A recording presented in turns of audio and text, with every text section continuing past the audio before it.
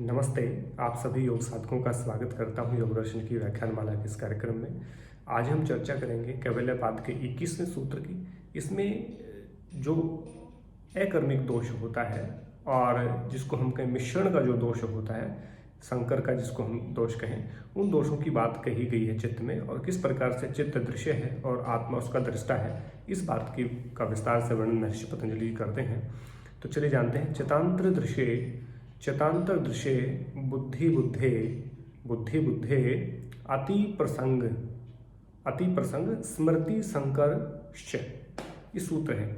इसमें कहा चितांतर माने एक चित्त को दूसरे चित्त का दृश्य यानी कि देखने वाला मानने से, बुद्धे जो दूसरी बुद्धि है, अलग बुद्धि के कारण ही हम ऐसा मानते हैं कि ये जो चित्त है एक चित्त को दूसरा चित्त देख रहा है, एक चित्त को देखने वाला दूसरा चित्त, दूसरे को देखने वाला तीसरा, तीसरे को चौथा, ऐसे तो अनेकों चित्त हो जाएंगे। तो इसमें कहा चितांतर एक चित्त को दूसरे चित्त का देखने वाला मानने से, दृश्य यानी कि देखने वाला मानने से, बुद्धे यानी कि जो दूसरी बुद्धि है उसके कारण अति प्रसंग यानी कि अकर्मिक नामक जो दोष है वो उत्पन्न होगा, क्योंकि क्रम नहीं बन पाएगा, अक्रम बन जाएगा। यानी कि एक होती व्यवस्था, एक होती अनव्यवस्था, तो अव्यवस्थित ये हो जाएगा क्योंकि कर्म नहीं होगा। फिर कौन सा चित्त जान पाएगा?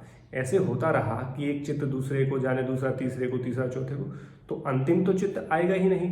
तो इसलिए चित्त देखने वाला दृश्य है, देखने वाला नहीं है। तो यहाँ का चितांतर एक चित्त दूसरे चित्त को दृश्य यानी कि देखने वाला मानने से बुद्धे यानी कि दूसरी बुद्धि के कारण ऐसा होता है। दूसरी जो बुद्धि है वो ऐसा सोचती है, इसके कारण अति प्रसंग यानी कि उनका अकर्मिक दोष उत्पन्न होता है, क्रम नहीं बन पाएगा। और ऐसा क्रम न बनने से चय और स्मृति संकर, स्मृति जो होती है, यादाश्त जो होती है, जो मेमोरी जो होती हैं, वो भी आपस में मिल जाएंगी। वो एक तरफ से ऐसा घोल बन जाएगा जिससे हम पहचान नहीं पाएंगे कि जो वास्तविक जो पदार्थ है उसका वास्तविक जो स्वरूप है वो स्वरूप नहीं जान पाएंगे। उस स्वरूप को जानने के लिए हमें आत्मा की आवश्यकता होती है। इसलिए कहा कि चित्त जो है वो दृश्य मात्र है और जो दृष्टा है, जो देखने वाला है, वो आत्मा है।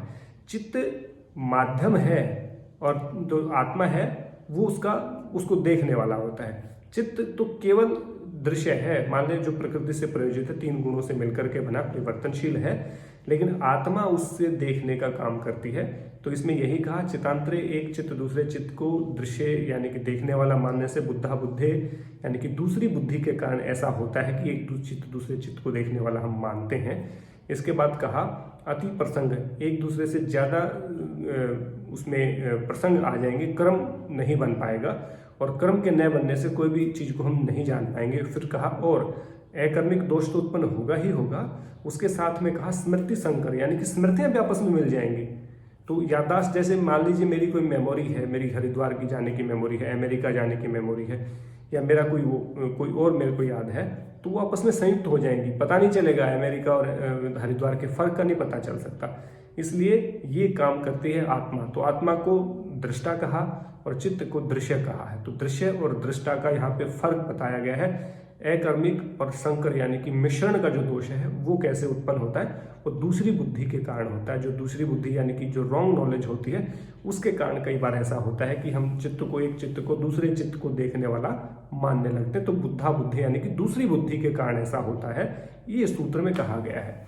इस सूत्र को पढ़ने के लिए आप डिस्क्रिप्शन में दिए गए लिंक पर जाकर के भी इसको पढ़ सकते हैं। कोई सवाल आपका हो तो आप उनसे पूछ सकते हैं। तो इस प्रकार 21वें सूत्र को हमने आपके सामने डिस्क्राइब किया।